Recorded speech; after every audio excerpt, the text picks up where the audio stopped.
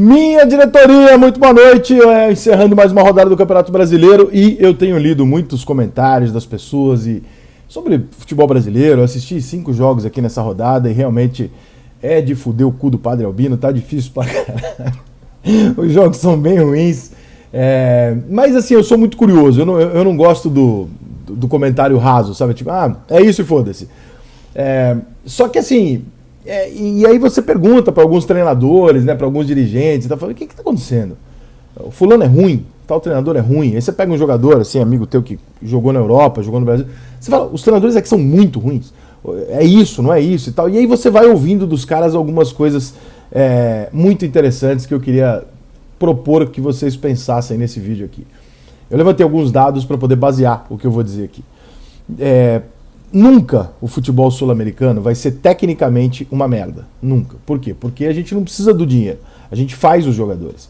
Então, mesmo que a gente não tenha condição de comprar os melhores jogadores, e evidentemente os melhores jogadores vão estar num clube europeu, a gente está produzindo. Então, o futuro grande craque do Real Madrid, hoje está jogando aqui. Hoje está jogando na Argentina, ou está aqui. Né? Normalmente, os sul-americanos têm esse protagonismo. Então, se hoje a grande estrela não está aqui, a próxima está. Então não faz sentido que o futebol apresentado seja esse. Não faz sentido que um time brasileiro tenha um índice de dribles por jogo tão pequeno. Não faz sentido que se chute tão mal no gol, que o Brasil tenha 15, 20 finalizações para cada lado e 3 ou 4 vão na direção do gol por jogo. Não faz sentido. Não faz sentido que um time com o investimento do Grêmio esteja lutando para não cair. Não faz sentido que um time com o investimento do Flamengo esteja sendo vaiado pela sua torcida. Que o time como o Internacional seja oscilante do jeito que é. Que o São Paulo tenha lutado contra o rebaixamento até agora durante a temporada. Não faz sentido. Né? Os jogadores estão ali, são jogadores com nome e tal. Você tenta... E aí vem aquela discussão, aqueles comentaristas merdas que falam assim, não, o treinador brasileiro ele é ruim. O treinador brasileiro, de maneira geral, ele é fraco. Vocês realmente acham que existe um vírus, uma epidemia, que transforma em todo mundo que está no futebol brasileiro ruim? Vocês acham possível isso? Vamos ser razoáveis, gente. Vocês acham que todos os treinadores do Brasil, todas as pessoas que trabalham com futebol no Brasil, inclusive diversos treinadores que jogaram fora, com os melhores treinadores do mundo e tal, você acha que todos esses caras não sabem porra nenhuma de futebol? E que não, é porque realmente, com o fato que você nasce no Brasil, você não entende de futebol. Você acha que você pode... Você acha que você pode comprar um comentário tão bosta, tão raso assim? Não pode, gente. Você tem que procurar o porquê. Você tem que procurar a lógica. E a lógica está ficando cada vez mais evidente. Eu vou chegar a um discurso que eu particularmente sempre pensei. Isso foi validado hoje quando conversei com algumas pessoas do futebol, dizendo sobre isso. E todos eles falaram para mim, Henrique, é exatamente isso. É simples assim. Dirigente, jogador, treinador nativo, ex-treinador. Todos falaram muito parecido. Falaram o seguinte, cara. O futebol em 1990... Era um padrão tático, que é o seguinte, irmão, a gente vai ter um esqueminha tático aqui, a gente vai treinar, mas a gente sabe que a gente tem que fechar aqui atrás, dar um jeitinho aqui atrás, ter uma organização, e lá na frente, do meio pra frente, todos os times de futebol do mundo, os caras se viravam, era técnico, quem tem mais qualidade ganha o jogo, quem tem mais qualidade passa pelo zagueiro e tal, era isso. O futebol foi diminuindo o campo, foi diminuindo o espaço, crescendo a questão física, crescendo a questão tática, se tornou um jogo muito inteligente.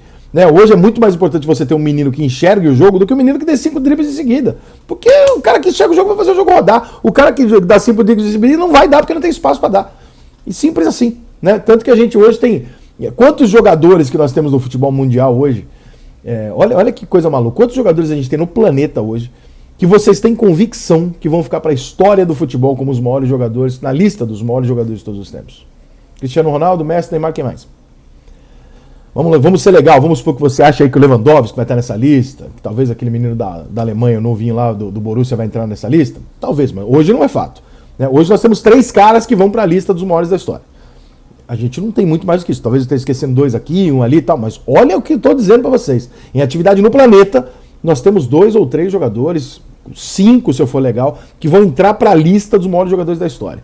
Se você puxar aqui os maiores jogadores, se você puxar a lista dos 100 maiores jogadores da história, na década de 90 jogando simultaneamente, estão 60, 50. Não é? Hoje não estou falando que não vamos achar 10 nem fudendo. O que é isso? Isso é uma virose? Isso é uma epidemia? Um vírus que ninguém joga mais nada? Claro que não. Né? Isso é um resultado de um futebol que se tornou tático, intenso, físico, jogado num espaço muito curto e que desprivilegiou a qualidade técnica. Permitiu aos jogadores que eles tivessem outras qualidades para suprir a qualidade técnica. Isso é de interesse da UEFA, da FIFA, por quê? Porque privilegia a Europa. Né? Você não vai ter a qualidade técnica, o brilhante. Olha como os africanos começaram a subir num protagonismo técnico e de repente botaram uma barreira, o futebol africano desapareceu. Porque é isso que eles querem, né? Quanto mais o futebol for pro lado do menino inteligente, bem formado, forte e tal, não sei o quê, o alemãozinho vai ser melhor que o brasileiro, irmão. Só que ele não joga bola igual o brasileiro. O ponto é que no futebol de hoje ele se adapta melhor do que o brasileiro. E aí você pega um futebol que tinha isso aqui de importância tática e transforma nisso aqui de importância tática. O jogo é coletivo hoje. Ele vira isso aqui tático, tá? E ele era desse tamanho. A importância do seu individualismo era desse tamanho e ficou desse. Hoje você tem que jogar coletivamente e tal. E aí qual que é a conclusão óbvia que qualquer pessoa chega? Bom, se o futebol chegou nesse ponto, hoje eu preciso de muito mais treinamento coletivo para que as coisas funcionem, porque o individualismo não resolve mais os jogos como resolvia antigamente. E aí você pega uma estatística como, por exemplo, o ano de 2020, onde nós tivemos uma pandemia e uma paralisação mundial no futebol durante alguns meses. Nesse ano de 2020, o Aston Villa da Inglaterra jogou 38 partidas. O Palmeiras jogou 77. Eu fiz um vídeo aqui esses dias dando os dados do Flamengo, que está no jogo número 63 ou 62 da temporada. Os times dos principais campeonatos do mundo, os principais times, aqueles que disputam todos os campeonatos e tal, estão com 40, 41. Gente, eu pergunto a você, como é que num futebol de fundamental importância tática e coletiva, um time que não treina pode jogar futebol? E, gente, o que está acontecendo é evidente. Não dá mais esse calendário, não tem a menor condição. Os times europeus que jogam 55 jogos no ano, eles estão discutindo com a UEFA e com a FIFA, falando, gente, não está dando. Nós temos que fazer menos e melhores jogos. Eles estão discutindo isso lá. E nós estamos jogando 70 jogos, 75 jogos no ano aqui. E não estamos discutindo isso. Pelo amor de Deus, será que não é evidente que um time que joga a cada 3, 4 dias vai ter uma porrada de lesão, nenhum coletivo, porque não tem treino, e não vai ter melhora, não tem evolução. A temporada vai passando, o time vai piorando o futebol. Não vai melhorando porque ele não está treinando. Ele joga e se fode, ele joga e se fode. É isso, é só reabilitação muscular e um treinamento recreativo no dia seguinte, jogo. Não tem condição, não tem nem psicológico, porque o cara não consegue nem ficar com a família dele um dia. Não tem condição nenhuma, gente. Olha o tamanho do Brasil, tem os voos ainda por cima. O cara vai jogar em Belém, o cara não está jogando num trenzinho daqui 1h30, não, irmão. Ou seja, será que a gente vai continuar com esse discurso raso de ficar metendo a rola nos treinadores brasileiros como se todo mundo no Brasil fosse imbecil? E a gente que é torcedor, que é imprensa e tal, a gente é que entende pra caralho de futebol? Todo mundo, todos os treinadores que trabalham no Brasil não sabem porra nenhuma de futebol. E a gente é que sabe. Eles são limitados porque nasceram no Brasil. Gente, pelo amor de Deus, isso é ser raso ou cafajeste. Pelo amor de Deus, tá na cara que nós temos um problema gritante em relação ao resto do mundo. Qual é a nossa grande diferença? A porra do número de jogos. Tá ficando cada vez mais insuportável. E não porque os jogos estão aumentando, mas porque o nível de exigência de treinamento coletivo tá ficando muito grande. E a gente não vai acompanhar nunca. Como é que você quer que o Flamengo, por exemplo, nas próximas rodadas melhore? Que horas que o Renato Gaúcho vai ter 3, 4 dias que seja, ainda assim é pouco pra caralho, 3, 4 dias para dar um coletivo pro time, sendo que 4 desses jogadores, mesmo se ele tiver os 4 dias hoje, 4, 5 desses jogadores estão machucados por causa do calendário. Ele não vai treinar com o time inteiro. Irmão, é uma pica. Aí você vem e fala assim, mas o time do Jesus é um cometa que passa de 30 em 30 anos, irmão. A realidade é essa. Nós temos 20 clubes na Série A. O Galo jogou boa parte do ano muito bem, ainda com algumas oscilações que faz parte, mas é um bom futebol e tal. Irmão, quem é que... O Flamengo teve aquele momento, agora está sendo questionado. Quem é que nesta porra jogou futebol durante o ano? Quem é que está melhorando o futebol?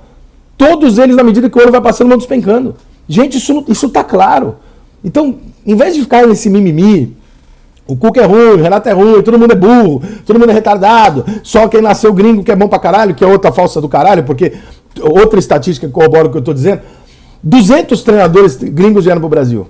2 ou 3 deram certo. A estatística é péssima para os treinadores estrangeiros no Brasil. Mas na cabeça do torcedor só vem Jorge Jesus e Abel. E todos os outros? Nasceram aonde? Fizeram sucesso aonde? O Santos contratou um treinador português outro dia, que era mais sucesso do que o Jesus lá no Portugal. E aí? Não deu em nada. A maior parte dos treinadores que pisam no Brasil, sejam eles brasileiros ou de fora, dão errado. Então não é possível que você realmente acredite que todo mundo é ruim, todo mundo é burro e que nós não temos um problema conceitual e estrutural no nosso sistema e no nosso futebol. É evidente. Não dá para jogar 70 e poucos jogos no ano. Nós estamos vendo os times europeus reclamarem de 60 e nós estamos jogando 80. Não tem condição nenhuma. Os times precisam treinar, montar o coletivo. Ou o futebol volta a ser o que era, que não vai acontecer nunca mais, e aí tudo bem, a gente usa a qualidade técnica e solta os caras lá. Enche o time de Michael e tá tudo ótimo. A gente vai se deliciar, o futebol é muito mais gostoso de assistir. Mas hoje não é isso. E aí precisa de treino, irmão. Precisa de treino, precisa de calendário. Para mudar o calendário, sabe o que precisa? De liga. Você tá cobrando o seu time para se juntar com os outros e fazer liga, ou você tá torcendo pro teu time se pegar na porrada e ter razão no batidor contra o outro?